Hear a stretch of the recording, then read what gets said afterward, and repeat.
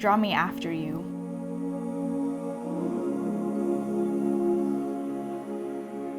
Let us run. The King has brought me into his chambers. We're just running into God's kingdom and the houses that he's made for us, and just running together as one.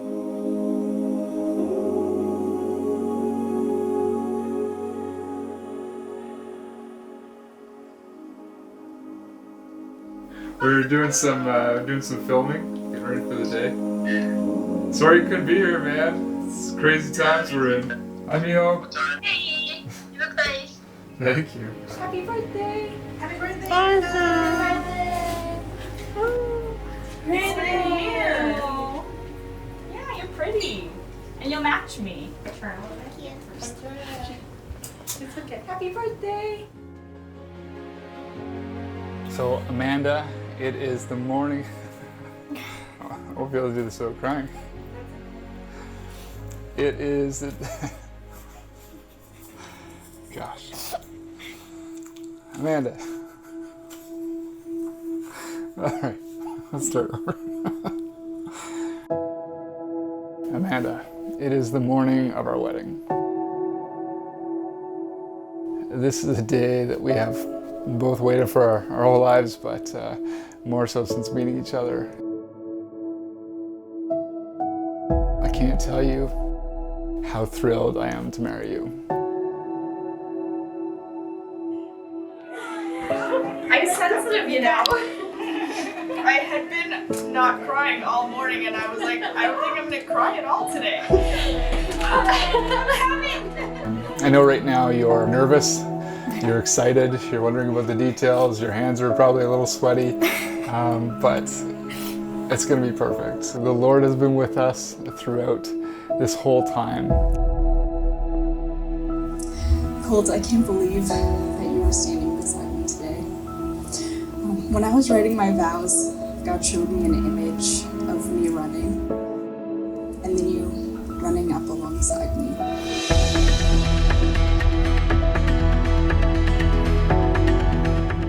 So encouraged by this beautiful image of how we get to run the race towards his kingdom together, whether in slow, intentional strides or at marathon speeds. The man who finds a wife finds a treasure, and he receives favor from the Lord.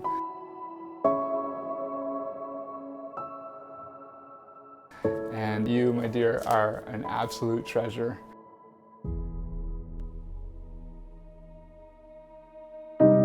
So Amanda, there's something that I've never shared with anybody that I thought would be fitting to wait for this very moment to share in front of our friends and family. Throughout my walk with God, it had become clear that I was having trouble understanding God's will for me when it came to marriage. So, in a plea to the Lord, I asked him if he would give me a prearranged marriage. I said, Lord, let me be with the one that you and you alone have chosen for me. With this request, I found hope in the biblical story of Isaac and Rebekah. And how Isaac's servant had prayed a specific prayer to have God lead him to the wife that God himself had chosen for Isaac. And since it worked for him, I thought that the same prayer might work for me too. So here's the journal entry I'd never shared with anybody. Just like Isaac's servant prayed, I said, Lord, when I meet the one that you have chosen for me, would you have me become so thirsty that she would offer me a drink from the well? Then I would know that indeed you sent her. Of course, I had no idea how this would happen in our modern day city services. And years passed by where I would just have to hold in confidence that I had made that request and that he would be faithful to it, he would answer it. And again, thanks to Ryan's role in our lives, you, my dear, were divinely led to live in an old cheese factory in Greeley, Ontario. a place so far outside the city, a place no city service would ever reach, a place where when one becomes thirsty, they would need to indeed draw on a well. So in God's great desire to settle my uncertainty and to confirm for me the one that He had sent, you offered me a drink from that wretched tasting well water. The water that in time would actually, I would come to find quite sweet and filling. In each of those times you offered me a drink from the well, God confirmed that He had arranged us to be husband and wife. And that there would be many other things that my taste buds and desires would eventually come to find sweet and filling. Amanda, as I've learned to draw on His well, the Lord has been so faithful to drawing me to the one that He chose for me to be with.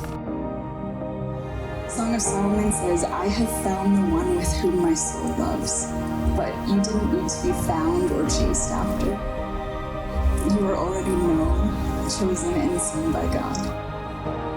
And He chose both of us to put on this path toward each other in this very moment with mainly slow intentional strides. When you handed your heart over to the Lord and when I gave my heart over to Him, He must have held them both in His hands, in His strong hands, and thought, these two hearts will come together. And finally they are. He is so faithful and so good, and He saw that bringing you and I together was a better story than anything we could have ever written ourselves.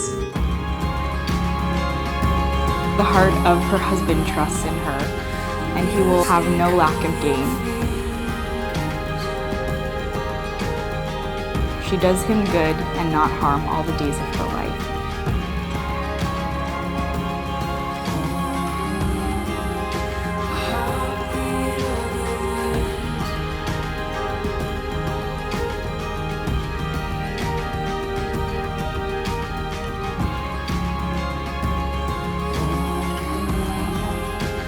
Her husband is known in the gates when he sits among the elders of the land.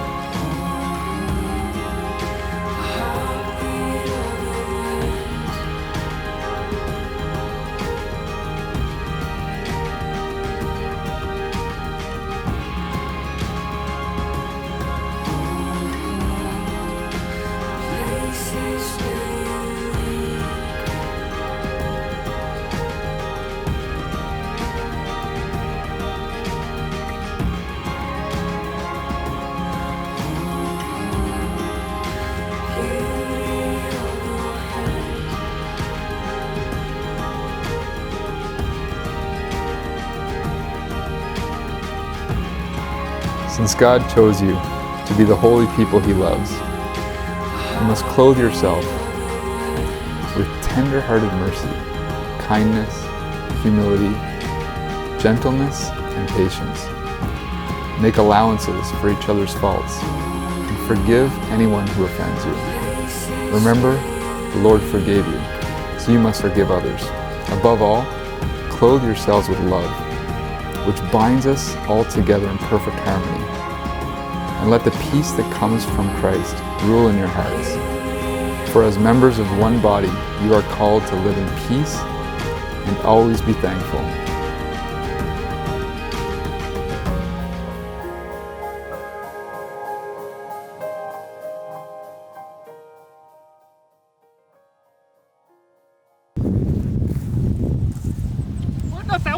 Oh!